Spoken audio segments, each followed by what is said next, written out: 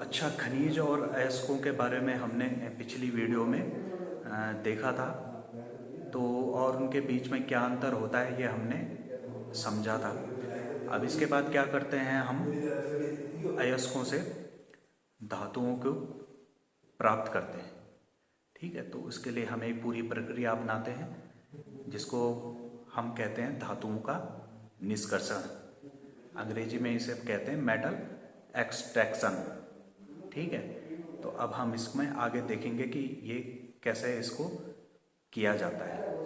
ठीक है, जो अयस्क हम निकालते हैं खनन के द्वारा हम निकालते हैं, उनको फिर क्या है, हम फैक्ट्रीज में ले जाते हैं और वहाँ जाके इनका फिर हम क्या करते हैं, इनसे हम धातुओं को प्राप्त करते हैं। ठीक है, तो इसमें जो है तो इसमें 3 स्टेप होते हैं और इन 3 स्टेप में जो है हमें धातु मिल जाती है, शुद्ध रूप में मिल जाती है। ठीक है, तो देखते हैं इसे क्या होता है इसमें।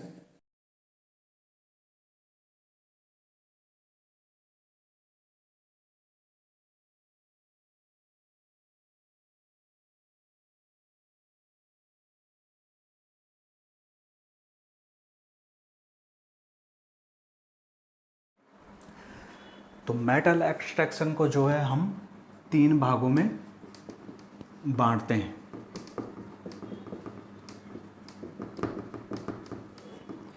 पहला होता है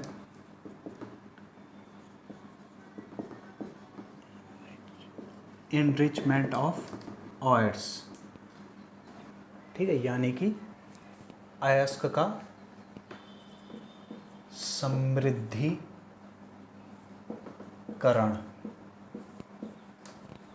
ठीक है, इस स्टेप में क्या होता है, हमें जो अयस्क मिलता है धरती से, है ना, तो वो प्राकृतिक अवस्था में मिलता है। खनिजों की जैसे डेफिनेशन में मैंने बताया था, तो वो प्राकृतिक रूप से जो मिलते हैं तो उनमें क्या होती हैं, बहुत सारी अशुद्धियाँ होती हैं। कुछ अयस्क जैसे हमें मिले हैं तो वो उसमें क्या होते हैं, एक से ज़्यादा मिनरल्स होते हैं, और मिनरल्स भी जो होते हैं तो दूसरे यौगिक भी होते हैं। ठीक है, और दूसरी चीज़ जो है उसमें और दूसरी अशुद्धियाँ होती हैं जो क्या है, केमिकली बाउंड नहीं होती है। जैसे कि यौगिक में क्या है, बहुत दूसरे परमाणु जो होते हैं, दूसरे एटम्स जो होते हैं वो भी अटैच होते हैं एक यौगिक में, लेकिन जो दूसरी अशुद्धियाँ होती हैं जैसे कि सैंड हो गया, है ना, और स्टोन्स हो गए, है ना, रेत हो गया, पत्थर हो गए, कंकड़ हो गए, और सॉइल यानी मिट्टी हो गई, है ना। ठीक है, तो ये सब भी मिली होती हैं, है ना, केमिकली अटैच नहीं होती हैं, लेकिन फिजिकली इनमें मिनरल्स में ये अटैच होती हैं। तो प्राकृतिक रूप से जो अयस्क हमें प्राप्त होता है उसमें जो ये फिजिकल अशुद्धियाँ होती हैं, भौतिक अशुद्धियाँ होती हैं, इनको हम एक नाम देते हैं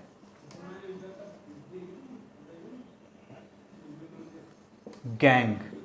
ठीक है, या फिर मैट्रिक्स।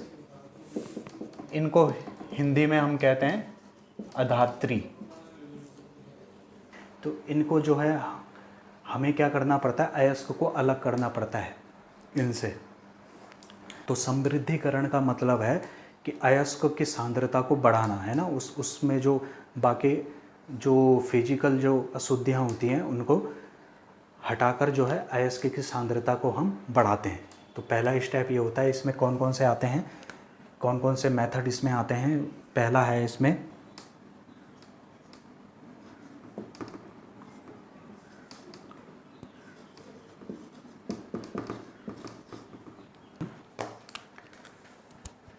हाइड्रोलिक वॉशिंग, यानी कि जलीय धावन, है ना।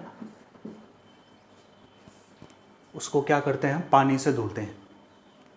ठीक है, पानी से धोते हैं, या पानी की एक धारा होती है उसमें हम उसको डाल देते हैं और फिर बहाते हैं, पानी की एक धारा बहाते हैं, तो उसमें जो भारी अयस्क होता है वो नीचे बैठ जाता है, और जो हल्की जो उसमें अशुद्धियाँ होती हैं वो रेत, बजरी, कंकड़, वो सारा क्या होता है, बह जाता है।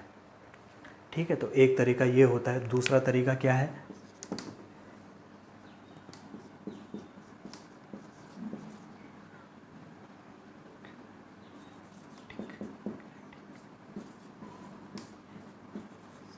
मैग्नेटिक सेपरेशन,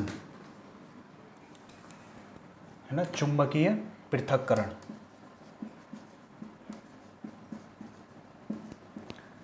चुंबकीय पृथक्करण विधि। ठीक है, इसमें क्या करते हैं हम, जैसे कि तुम चित्र में देख रहे हो,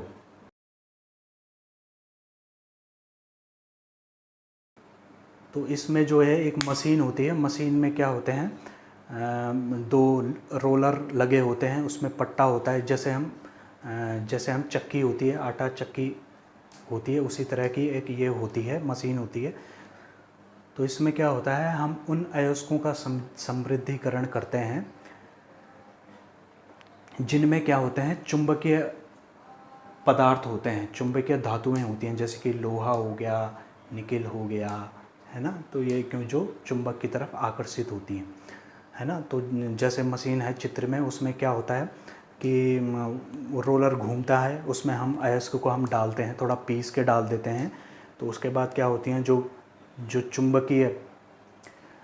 जो चुंबक से चिपकने वाली धातुएं होती हैं वो एक अलग कंटेनर में आ जाती हैं, और जो दूसरी अशुद्धियाँ होती हैं वो अलग दूसरे कंटेनर में आ जाती हैं, क्योंकि वो आसानी से क्या होती हैं, आगे गिर जाती हैं, तुरंत गिर जाती हैं। और जो चुंबकीय जो अयस्क होता है वो थोड़ा चिपका हुआ रहता है, वो थोड़ी देर में गिरता है ना। तो इस तरह से जो है हम अयस्क को, चुंबकीय जो अयस्क होते हैं उनको अलग करते हैं। ठीक है, इसके बाद तीसरा आता है फ्रोथ फ्लोएटेशन मेथड। ठीक है, फेन प्लवन विधि।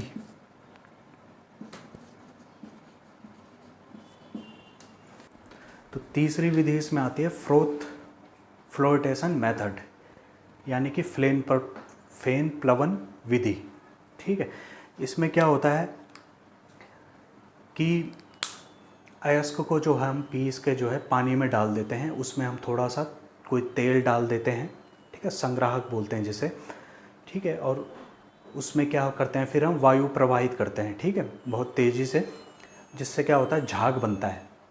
ठीक है, तो जो अयस्क में जो डिब्रीज होती हैं, अशुद्धियाँ होती हैं, है ना, जो रेत के कण होते हैं, धूल के कण होते हैं, मिट्टी होती है, वो सारी भीग के जो है वो कुछ जल के साथ रह कुछ नीचे बैठ जाती हैं पानी के।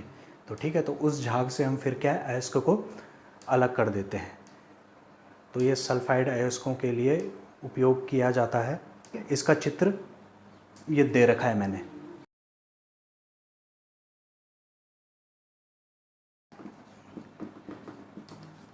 इसके बाद आता है अगला लीचिंग, यानी कि हिंदी में कहते हैं इसे निक्षालन। तो निक्षालन में क्या करते हैं, हम एक कोई ऐसा विलायक लेते हैं जिसमें कि अयस्क जो होता है वो सोल्यूबल होता है, घुल जाता है। तो इस तरह से जो है ये कुछ मेथड हो गए अयस्क के समृद्धिकरण के लिए। ठीक है, और इनके बारे में जो है वो इंटर में तुम पढ़ोगे आगे। ठीक है, तो अभी मैंने फ़िलहाल इसलिए बताया थोड़ा बहुत जानकारी के लिए। ठीक है, इसको जो है एक नाम और भी कहा जाता है, सांद्रण, अयस्क का सांद्रण, है ना। किताब में कहीं कहीं किसी किताब में ऐसा लिखा हो सकता है, अयस्क का सांद्रण। तो वो एक ही चीज़ है, enrichment of ओयर्स and concentration of ओयर्स, एक ही चीज़ है। समृद्धिकरण बोलो उसे, चाहे सांद्रण बोलो।